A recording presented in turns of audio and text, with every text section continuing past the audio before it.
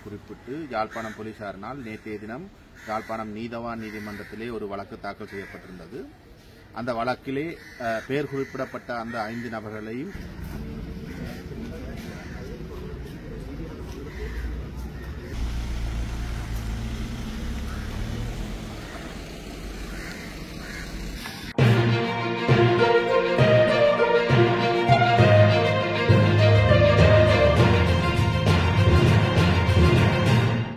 யாழ்ப்பாணத்துக்கு நாளைய தினம் அதாவது 31ஆம் தேதி ஜனாதிபதி வர இருக்கிற நிலையில் ஜனாதிபதிக்கு எதிராக போராட்டங்களில் ஈடுபடலாம் என எதிர்பார்த்து நேற்றைய தினம் யாழ்ப்பாண போலீசாரால் மேற்கொள்ளப்பட்ட வழக்கு, அதாவது நேற்றைய தினம் 5 பேருக்கு எதிராக யாழ்ப்பாண போலீசார் நீதிமன்றத்திலே தடை உத்தரவை வேண்டி வழக்கு தாக்கல் செய்திருந்தார்கள். இன்றைய தினம் அந்த வழக்கு விசாரணைக்கு வந்த பொழுது அரசியல் அமைப்புக்கு உட்பட்டு போராட்டங்களில் ஈடுபடுவதற்கு அனைவருக்கும் உரிமை இருக்கிறது என தெரிவித்து நீதிமன்றம் அந்த வழக்கை நிராகரித்திருக்கிறது.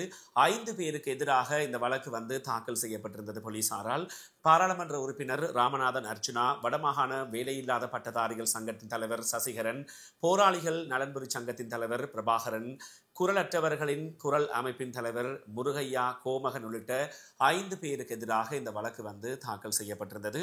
இந்த வழக்கிலே வடமாகாண வேலையில்லா பட்டதாரிகள் சங்கத்தின் தலைவர் சசிகரன் மற்றும் போராளிகள் நலன்புரி சங்கத்தின் தலைவர் பிரபாகரன் சார்பில் சட்டத்தரணி விஸ்வலிங்கம் மணிவண்ணன் அவர்கள் ஆஜராகி தனது வாதங்களை முன்வைத்திருந்தார் என்பது குறிப்பிடத்தக்க ஒரு விடயம். இன்றைய தினம் வந்து நீதிமன்றத்தில் ஒரு தடை உத்தரவு பிறப்பிக்கப்பட்டுள்ளது என்று சொல்லி போலீசாரினால் ஒரு தடை உத்தரவை மேற்கொள்வதற்காக ஒரு நடவடிக்கை ஏற்படுத்தப்பட்டது.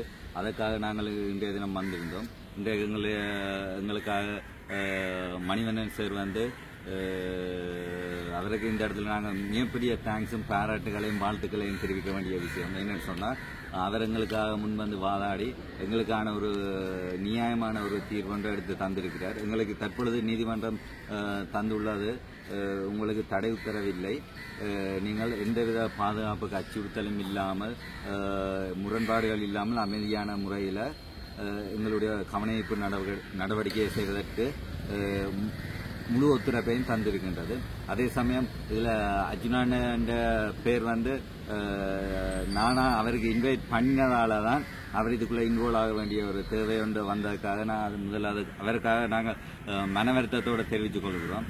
எங்களுடைய கவனஈர்ப்பு நடவடிக்கை வந்து ஜனாதிபதிக்கோ அரசாங்கத்துக்கோ எதிராக இல்லை, ஜனாதிபதியை நாங்கள் வரவேற்கின்றோம்.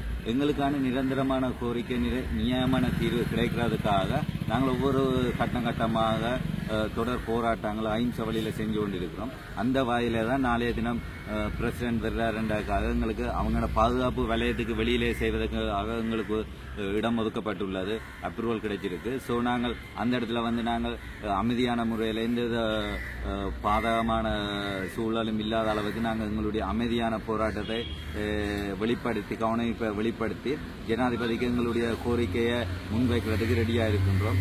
ஸோ இந்த இடத்துல வந்து எங்களுக்காக ஒவ்வொரு பட்டதாரிகளும் ஒவ்வொரு மக்களும் எங்களுக்காக ஒன்று கூடி எங்களுக்காக குரல் கொடுத்து எங்களுக்கான தீர்வை பெற்றுத்தருமாறு இந்த ஊடகங்கள் வாயிலாக உங்களுக்கு அழைப்பை விடுக்கின்றோம். எங்களுக்காக ஒரு உதவியை செய்யுமாறு நாங்கள் மிகவும் பணிவன்புடன் தாழ்மையுடன் கேட்டுக்கொள்கின்றோம். மேலும் இதில் எங்களுக்காக உள்ள கதைக்கிறதுக்கு அர்ச்சுனா அண்ணா வந்து இப்ப தயாராக இருக்கிறார். இந்த இடத்துல எங்களுக்காக பயங்கரமான ஒரு குரலை கொடுப்பார் என்று நாங்கள் எதிர்பார்க்கின்றோம், முற்றுமுழுதாக நம்புகின்றோம். ஸோ அவர் கொடுக்குற குரலுக்கும் அவருக்காகவும் சேர்த்து நாங்கள் கொடுக்குற குரலுக்கும் இந்த அரசாங்கம் செவிசாய்ச்சு கூடிய விரைவில் ஒரு பதில இந்த பட்ஜெட்டுக்குள்ள எங்களுக்கு நிறைவேற்றி தரும் என்று நம்பிக் கொள்கின்றோம். நன்றி.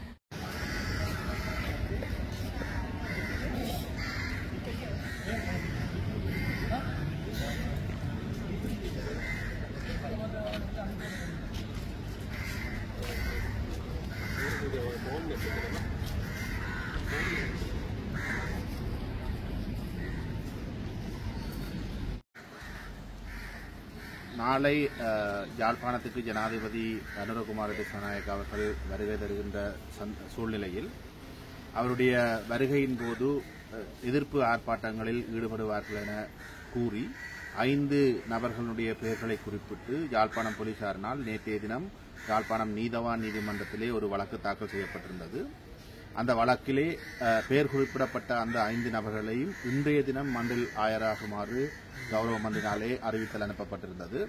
அதன் அடிப்படையிலே இன்றைய தினம் மண்டிலே நான் 2 நபர்களுக்காக மண்டிலே தோன்றியிருந்தேன். ஒன்று பிரபாகரன் அவர்கள், மற்றது வேலையற்ற பட்டதாரிகள் சங்கத்தினுடைய தலைவர் அவர்களுக்கும் நான் இன்றைய தினம் நீதிமன்றத்திலே ஆஜராகியிருந்தேன்.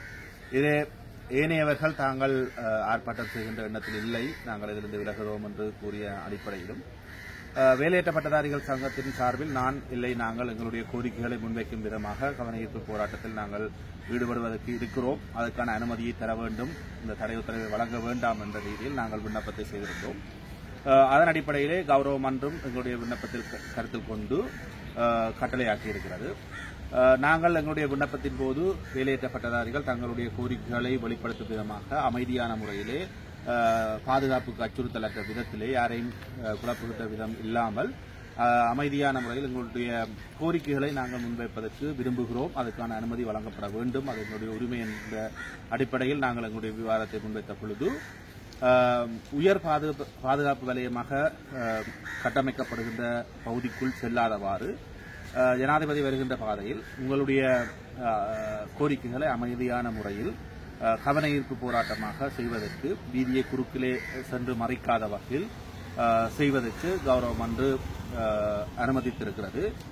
போலீசார் கோரிய தடை உத்தரவை வழங்க மறுத்திருக்கிறது. அதனூடாக நாங்கள் அந்த ஆர்ப்பாட்டத்தை கவன ஈர்ப்பை அமைதியான முறையிலே வேலையற்ற பட்டதாரிகள் சங்கம் செய்வதற்கான அனுமதி கிடைத்திருக்கிறது. அனுமதி என்பதற்கு அப்பாலே போலீசார் கோரிய தடை உத்தரவு வழங்கப்படவில்லை. அந்த வகையிலே நாளைய தினம் அவர்கள் தங்களுடைய போராட்டத்தை அமைதியான முறையில் செய்வார்கள். அந்த வழக்கு இன்று தள்ளுபடி செய்யப்படும்.